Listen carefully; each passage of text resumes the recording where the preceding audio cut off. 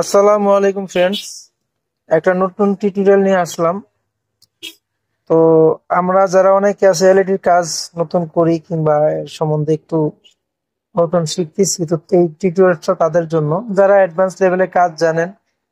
এখানে একটা ট্রিক্স আছে যেটা অ্যাডভান্স লেভেলের মানুষের জন্য কাজে আসবে।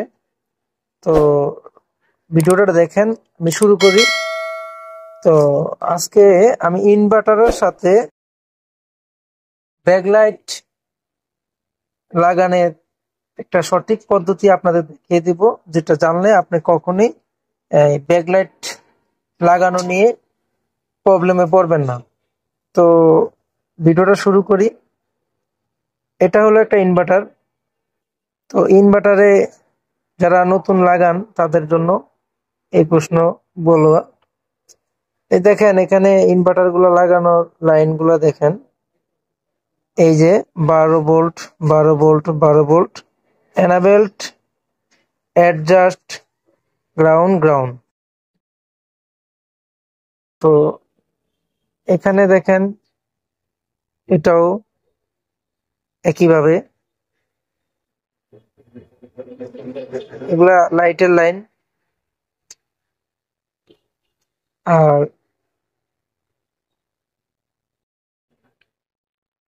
এই লাইনগুলো একইভাবে। এই যে বিসিসি, অনেকগুলা লাইন থাকলে টেনশন করার কিছু নেই। এই ধরনের ইনভার্টার হলে এইভাবে ইনভার্টার গুলো বড় লাইটের জন্য, মানে একাধিক লাইট সিরিজ করে লাগায়, সেই ক্ষেত্রে এখানে যে কোনো একটা বিসিসি লাইন দিবেন, যে কোনো একটা গ্রাউন্ড দিবেন, আর এই অন অফ এর ভিতরে একটা লাইন দিবেন। ঠিক আছে, বিসিসি, গ্রাউন্ড, অন অফ, যথেষ্ট, 3টা লাইন। এটা এটার ক্ষেত্রে একই, বিসিসি, এনাবেল, অ্যাডজাস্ট, গ্রাউন্ড। তো এখানে 3টা লাইনই হবে, বিসিসি, এনাবেল, গ্রাউন্ড। অ্যাডজাস্টের কোনো দরকার নেই, এনাবেল নিয়ে, অ্যাডজাস্ট নিয়ে কোনো চিন্তা ভাবনার দরকার নেই, টেনশন করার কোনো দরকার নেই। এখানে বিসিসি 12 ভোল্ট, এনাবেল 3.3 ভোল্ট, আর গ্রাউন্ড। এর বেশি ভোল্টেজের দরকার নেই, এর কম ভোল্টেজের দরকার নেই, এতটুকু হলেই পারফেক্ট। তো এবার আসি মাদারবোর্ডে। তো মাদারবোর্ডে আমরা এই ভোল্টেজ গুলো কোথায় পাবো? মাদারবোর্ডে দেখেন, এই যে 12 ভোল্ট আছে, গ্রাউন্ড আছে। চাইলে এই দিক থেকেও অপর দিক থেকেও লাগাতে পারেন, চাইলে একটা জ্যাক সিস্টেম করে এখান থেকে 12 ভোল্ট আর গ্রাউন্ড দিতে পারেন। এবার আসি এনাবল। এনাবলে অনেকে করে কি, এই মাদারবোর্ডের উপরে অনেক খোঁচাখুচি করে, এখানে আপনার এই আইসিটার এনাবল ভোল্টেজ থেকে ভোল্টেজ টানে, আপনার এই ইনভার্টারের আইসিটা নিয়ে অনেক ঝামেলা করে, অনেকে লাইন টানতে দিয়ে শর্ট করে ফেলে। এত কষ্ট হয় না। তো আসলে এই কাভারটা আমি খুলে রাখছি, এটা মূলত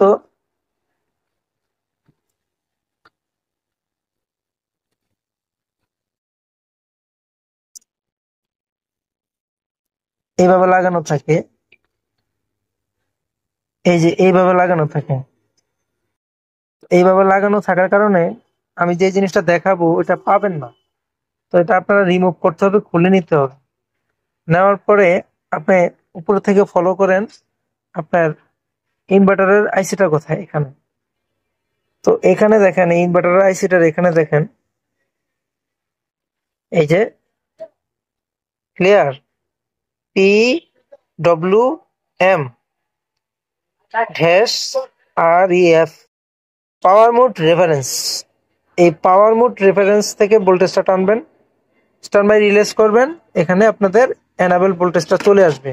ওকে, আমি আবারও দেখাচ্ছি। এই এখানে PMW রেফারেন্স, এই লেখাটা মনে রাখবেন। এখানে একটা লাইন টানবেন, এই লাইনটা এই আপনার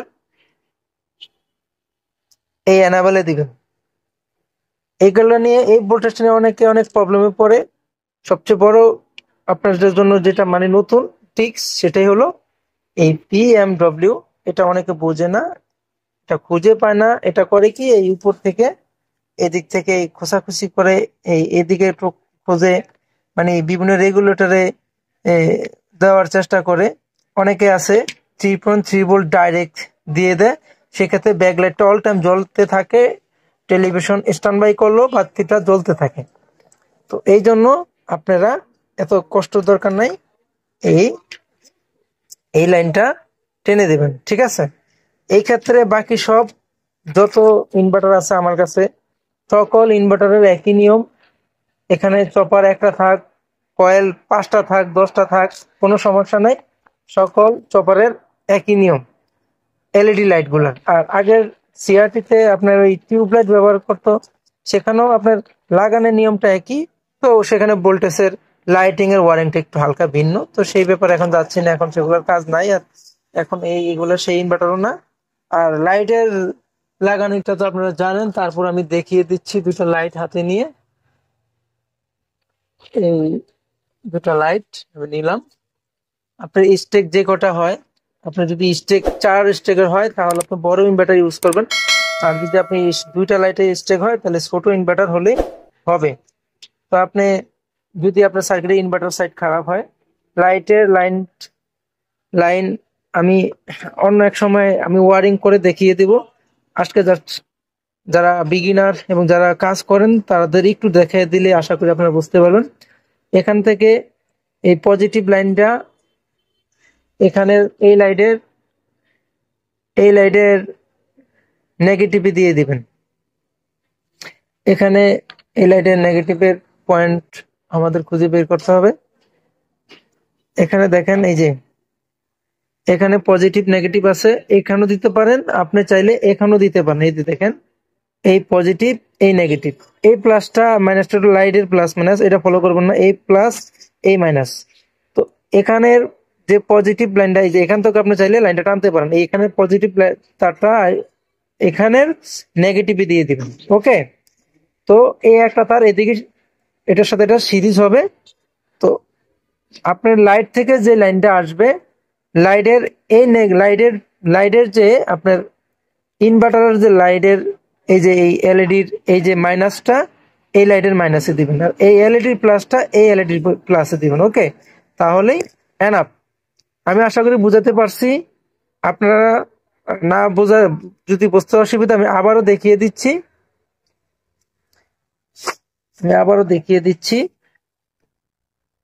আমি খুব সুন্দর এবং সাদামাটা ভাবে বুঝিয়ে দিচ্ছি লাইটের ওয়ারিংটা কিভাবে করবেন, এলইডির ওয়ারিংটা কিভাবে করবেন। এই যে পজিটিভটা যদি আপনি এই পজিটিভে দিয়ে দিবেন। ওকে, আর এই নেগেটিভটা লাইটের এই নেগেটিভে দিয়ে দিবেন। আর এই পজিটিভ থেকে এই নেগেটিভে আবারও বলতেছি, এই পজিটিভ থেকে এই নেগেটিভে একটা তার টেনে দিবেন। আর এই এলইডি আউটপুট লাইটের প্লাস ভোল্টেজটা এই এলইডির প্লাসে দিবেন, এই এলইডির। আর এটা নেগেটিভ দিয়ে দিবেন। এটাকে বলা হয় সিরিজ লাইন। তো এইভাবে সিরিজ করে দিবেন, যত খুশি তত, আপনার যতটা আছে ততটা। এবার দুটো দেখালাম, তিনটা কিভাবে দিবেন, হয়তো তিনটা নিয়ে আপনার প্রশ্ন আসতে পারে। আমি 3 নম্বর লাইন দেখাই দিচ্ছি। 3 নম্বরটা 3টা স্টেপ থাকলে কিভাবে হবে,